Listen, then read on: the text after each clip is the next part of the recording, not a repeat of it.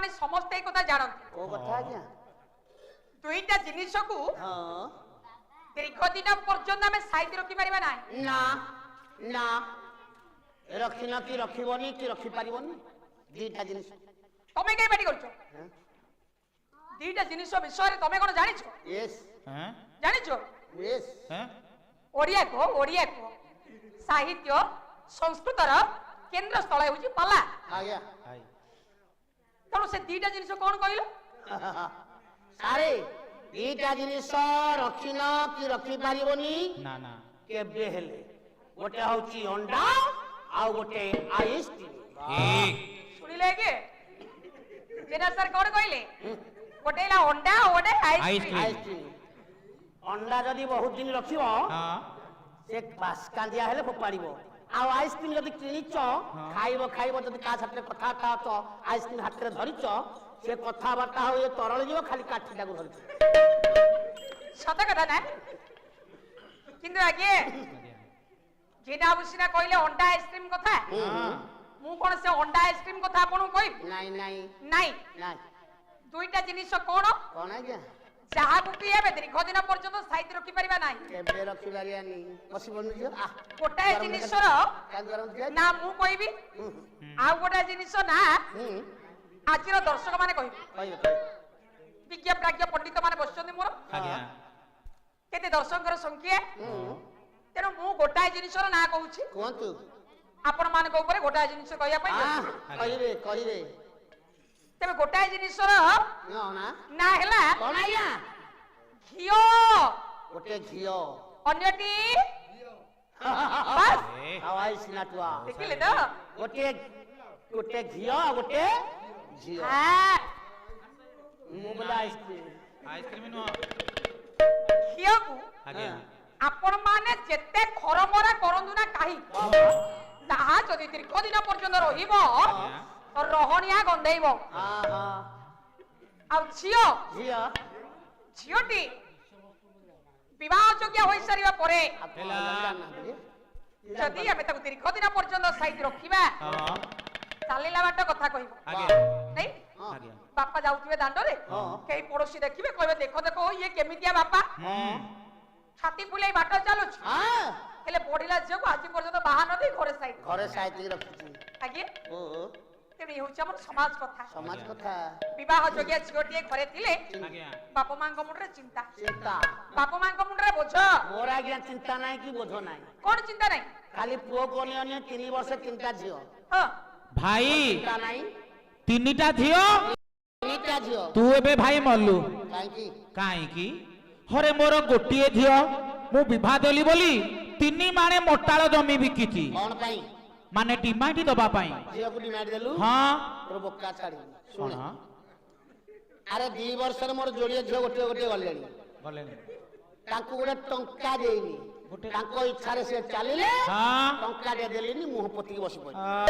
गुण विख्यात न करी चुपचाप बस आउ अच्छे खाइबू आगे सेम दी जने बापा हेला आ गोटे झियो रे कहानी को आज हम श्रवण करिबा बस से बापा की ये आ गया आ झियो की ये बापा की पापा किए प्रजानुरंजन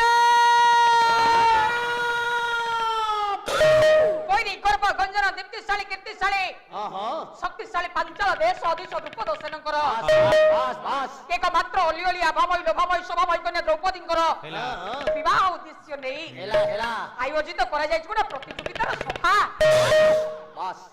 आर्यावर्तर वीर पुरुष मानकर विपुल समावेश सभा स्थित एक सुचक मंडप उपरे अवस्थित एक जलकुंड और से जलकुंड रे प्रतिफलित हुए ऊर्ध्वरे तोलायित मत्स्यर प्रतिबिंब सभार आभिमुख्य थिला जलकुंड को लक्ष्य रखी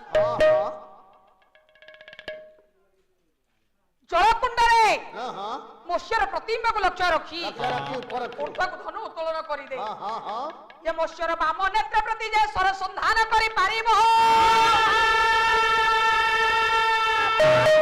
सेव सभार भाग्यशाली विजेता बास बास बास आउ राजकुमारी द्रौपदी ତାହାରି କୋଳରେ ବରମାଲ୍ୟକୁ ଅର୍ପଣ କରିବି। ଠିକ ଆଜ୍ଞା ଓ ସଭାରେ କଣ ସେଇମିତି ଆୟୋଜନ କରିଥିଲେ ରାଜା? ନାଇଁ ନାଇଁ ନାଇଁ ମୋ ସଭାରେ ଗୋଟେ ବିରାଟ ବଡ ପଣ ରଖିଥିଲେ। ଆଜ୍ଞା କଣ କଣ ଆଜ୍ଞା ଥିଲା? ପଣଟା ଥିଲା କଣ? କଣ ପଣ ଥିଲା? ଗୋଟିଏ ପଦ ପ୍ରମାଣ କରିବେ।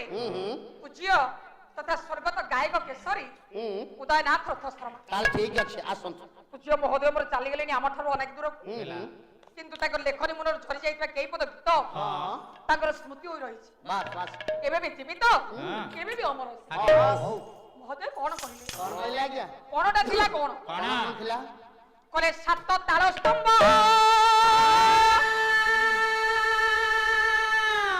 ये 7 ତାଳ ସ୍ତମ୍ଭ ଓ ରାଧା ଚକ୍ର ଘୁରେ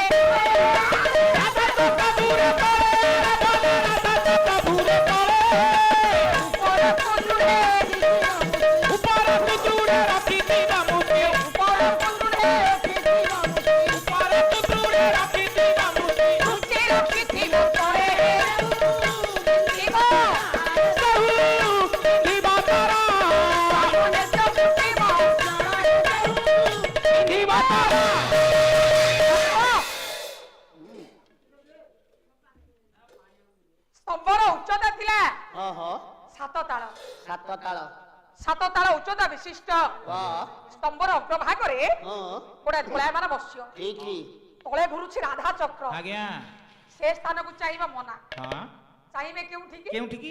ନା ତଳେ ଥିବା ଏ ଜଳକୁଣ୍ଡ। ହଁ ଏ ଜଳକୁଣ୍ଡରେ ଆଜ୍ଞା ସେ ମତ୍ସ୍ୟର ପ୍ରତିବିମ୍ବଟା ପ୍ରତିଫଳିତ ହେଉଛି। ହଁ ହଁ ତେଣୁ ଜଳକୁଣ୍ଡରେ ଦୃଷ୍ଟି ରଖି ବେଶ ଉପରକୁ ଧନୁ ଉତ୍ତୋଳନ କରିଲେ ହଁ ଏ ମତ୍ସ୍ୟର ବାମ ନେତ୍ର ପ୍ରତି ଯେ ସରସନ୍ଧାନ କରିପାରିବ ଓ ରାଜା ଦ୍ରୁପଦ ହଁ ସଭା ମଧ୍ୟରେ ଆଜି ଏଇ ଘୋଷଣା କରୁଛି। କଣ କରିବେ କଣ କରିବେ? ଏ ସଭାରେ ଏମ୍ ଯେ ଗୋଟେ ଯୋଦ୍ଧା ମୁଁ ଯାହାକୁ ଦେଖେ, କରିବେ କଣ? ଏମ୍ ଯେ ଗୋଟେ ବୀର ପୁରୁଷ ମୁଁ ଯାହାକୁ ଦେଖେ, କଣ କରିବେ? ଯେ ତାହାକୁ ଦ୍ରୌପଦୀ ସତ୍ୟ ସତ୍ୟ ମୋ ବଚନ